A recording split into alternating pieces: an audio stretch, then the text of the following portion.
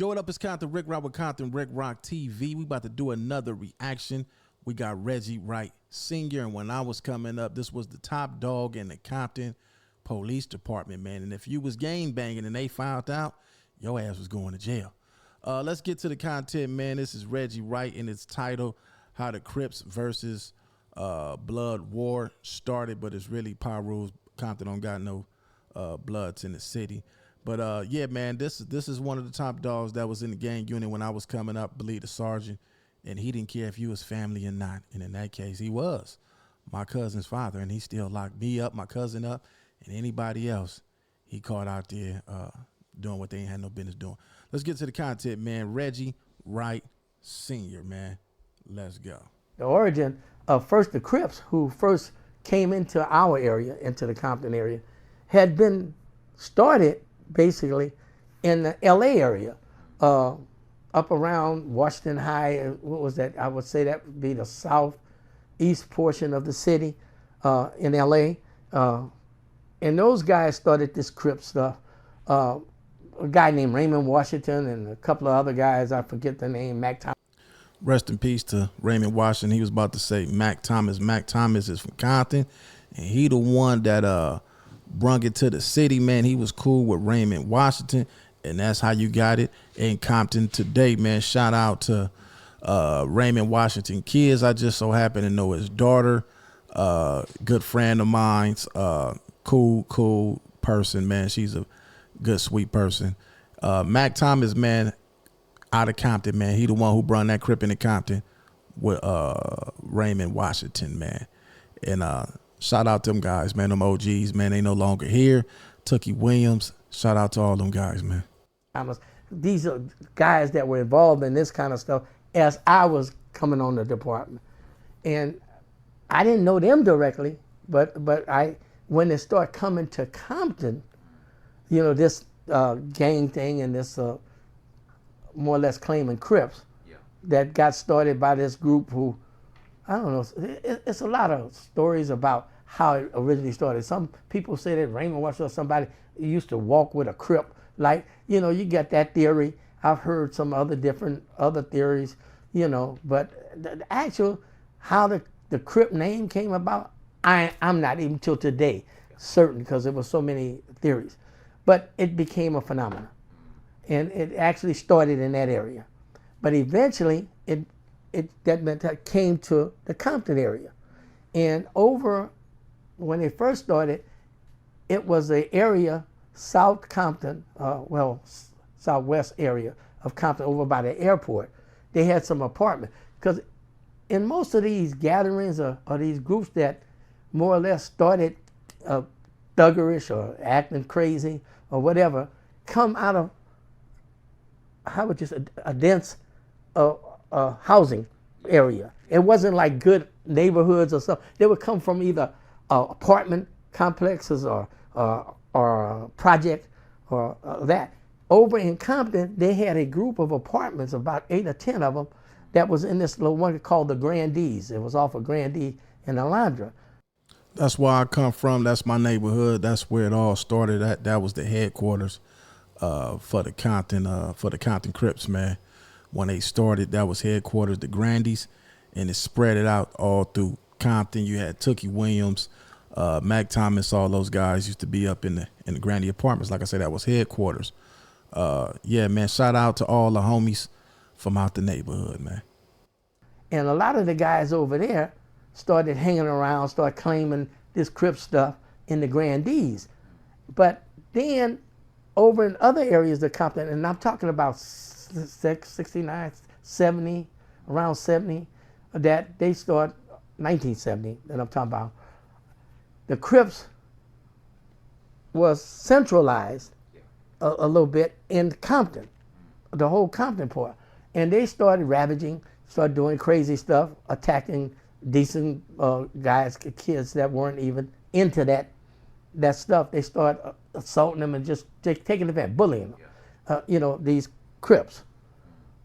So the thing is that a lot of kids didn't want to get caught up in that stuff, especially in the Compton area, as like I said, the Crips start dominating. And on the west side of Compton, these were like two-parent homes, urban, little decent tracts. And these kids didn't want to get caught up in that kind of stuff. So to be anti-Crip, that's when they start formalizing the group over on the west end, on Pirus Street near Central. And one of the main guys, and it probably were other guys that names I'm not throwing out, but mainly Sylvester Scott Puddin and Vincent Owens, the guys that lived on Pirus Street, wanted to combat, more or less combat or become rivals of these Crips, because they were anti-Crip. So they started their little group, and they called themselves Westside Pirus, or first just Piru Boys, and then they went, since they were on the west side of Compton, other areas a little further out started claiming Pirus in Compton.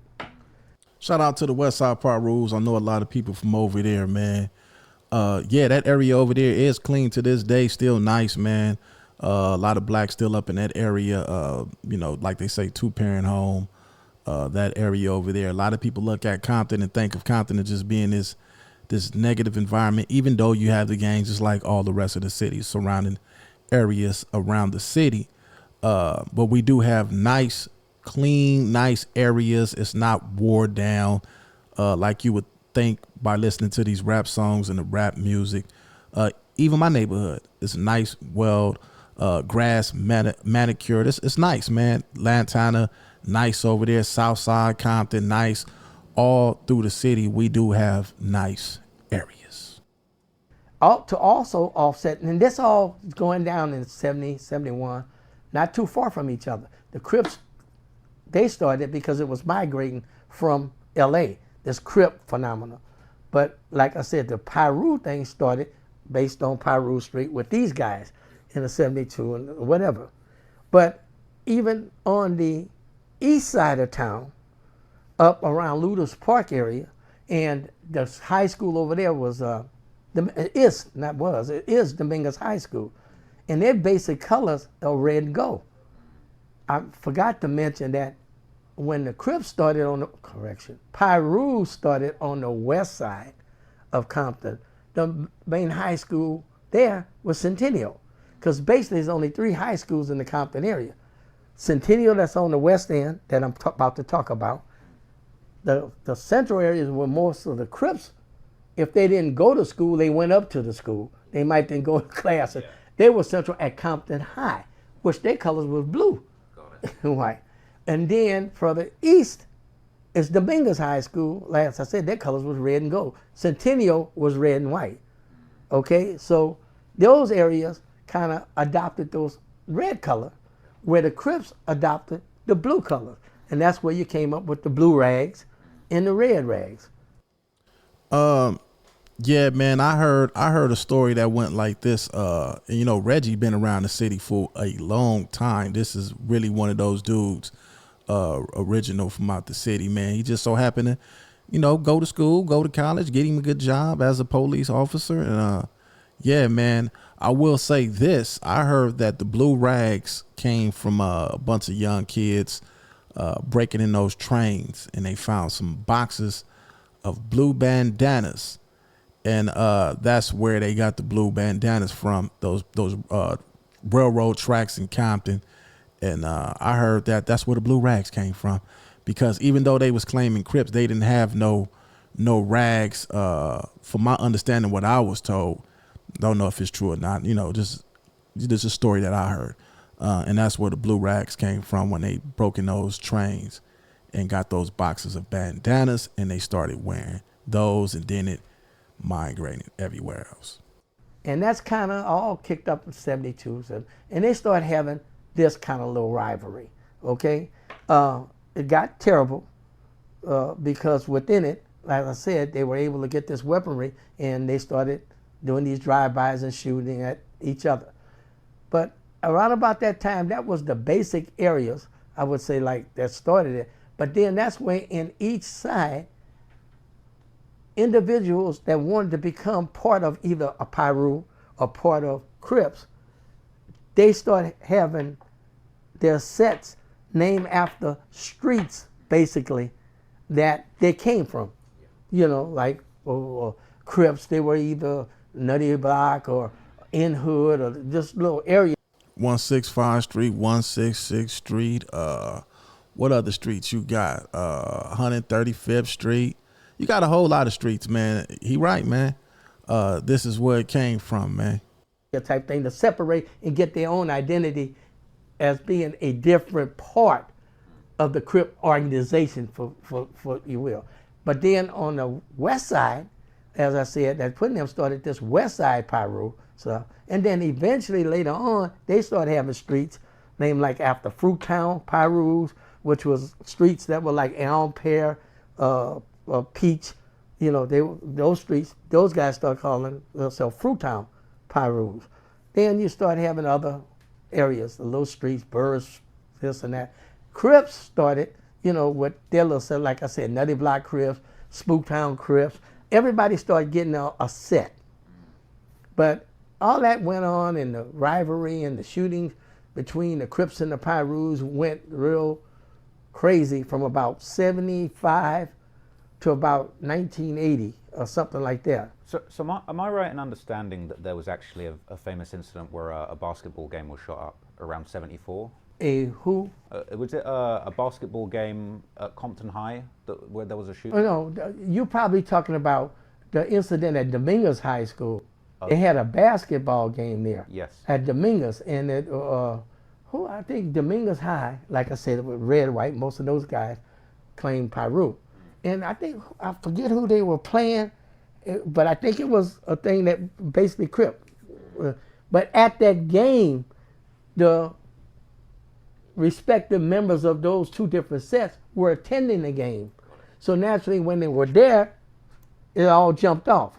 And somebody got shot or shots were fired. That started. But even that was about 75, 76. But they also had a big incident that kind of kicked up a lot of this in 76. Now, mind you, you had a few other shootings prior to this. But this is what we're about to talk about is what really kicked it off and got it, kicking out real loud. But what I'm trying to say is they had a few other incidents, like a guy named Ray Johnson. I kind of remember, I think he was a Crip or Pirate, I'm not even sure, but he got killed at that time. Just before, I think 74, just before that game we're talking about. That kind of stirred up a little mess between them. And there was there another famous shooting, I believe, at the Palladium, maybe a few years before that? No, they talk about this Crip stuff at the Palladium is when Tookie Williams and Baby Boy and them, they were muscle-bound cats. Yeah. They were showing off at I think it was either the Palladium or Griffith or some venue in L.A. And they were bullies and showing off. But somebody ended up getting, at that time, leather jackets were popular. Yeah. Can y'all imagine, man, some of these beefs that's going on today, man? Crazy. He's talking about 69, 70, 74, 75 before I was even born, and all you youngsters was born. Can y'all imagine that y'all done lost some of y'all fathers, uncles, mothers, sisters, cousins, grandmothers, grandfathers, all because somebody took a leather jacket from somebody, man? Can y'all imagine that?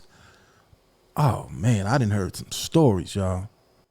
And I guess some kids, decent kids that was there for the concert, got ripped off for the leather jackets.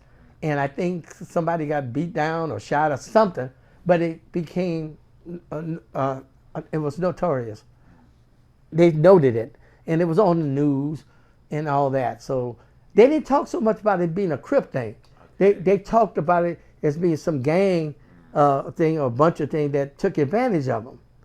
But the Crip phenomenon really started in 77 or something because, like I said, they were selling this cocaine and stuff. They were getting money to buy guns, but they also was having enough money to venture out of their neighborhoods and start going into L.A., like the affluent areas, West Side, Beverly Hills, all this. In that venue, they went to a concert, some Crips, and ran into some bloods, and a shootout occurred in Westwood. Yeah. It was out in Westwood, and this young lady named Terry Tashima, I think she was an SC student or something, and they happened to be at the movie theater or something.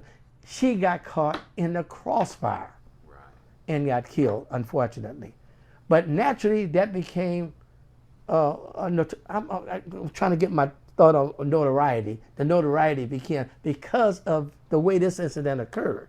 And in that particular shooting, a few days afterwards, and mind you, we were having this kind of warfare, killings and stuff in the Compton and South LA areas and stuff, but it wasn't getting any type of notoriety.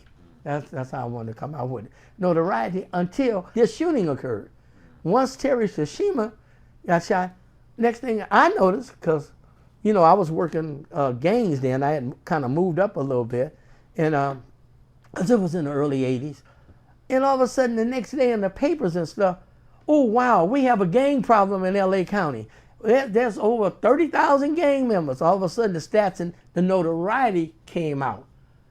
I was like, wait a minute, where y'all been? They've been gang. Matter of fact, even at my own department and stuff, the system wasn't allowing us to call ourselves gang because they didn't want to give the gangs the notoriety.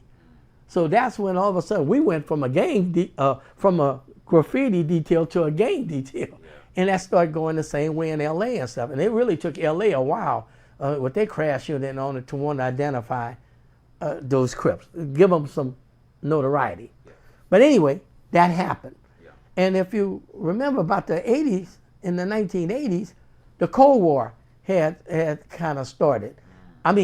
Came out on the Cold War. And I think about 80-something, you didn't have all this undercover agencies, that used to be government agencies that were deployed to deal with all that. I'm talking about the DEA, the FBI, DOJ. They started having acronyms I had never heard of before. These guys weren't doing anything. So they started assigning them to work this gang stuff because all of a sudden now we got 8,000 gang members. So I remember getting a call when I was a sergeant over the gang unit from someone, a couple of agencies that said, hey, we got a couple of people, we want to start a task force and start working these gang shootings and all this stuff with your gang. So we started getting task force involving FBI, DOJ. They even had the DEA. I didn't even know they had a DEA, because I wasn't dealing with drugs that much. And that's when they came with the Batarang. Y'all seen that NWA movie that came out when they came to that spot and they pushed that door in. That's when they came, the Batarang. They came, they coming. Was proliferating, but my thing was the gang stuff. So they came in and got involved and started helping us try to suppress this. And that's when they started coming up with regulations to control this assault weapon and these automatic weapons, which helped us. But during the interim, and like I said, it was getting vicious shootings and drive-bys between the two sets. Well, they had gotten so far into it that as life goes, they were fighting each other. But then it got so greedy and so violent that the sets, the Crip sets, and later on the Pirus sets, they start fighting within each other. And that's where it went all bad. That's where it went all bad when they started fighting each other. Man, to this day, we still can't stop fighting each other, man. It ain't even got to do with gangs no more. It's just something about us, man, that we just can't get it right. We already know why, but yeah, we started fighting each other, man. Crazy. We started having Crip on Crip warfare, Pirus, warfare. So it really got crazy and led up to all the way up until the 90s with all these serious shootings. And that's kind of like what kicked off and got real crazy. That's Reggie Wright Sr., man. This dude right here wasn't no joke, man. And one thing I can say about the city of Compton back then, we had a lot of black officers, so they knew your family. these guys back then knew your family. It wasn't like these police you got today that just can't wait to pull you over, do something crazy, disrespect you. Even though these guys was cops, these guys still showed you, respect, because like I say, they grew up in the neighborhood. These was people that grew up in the city and they knew everybody. They went to school with your mother. They went to school with your grandparents.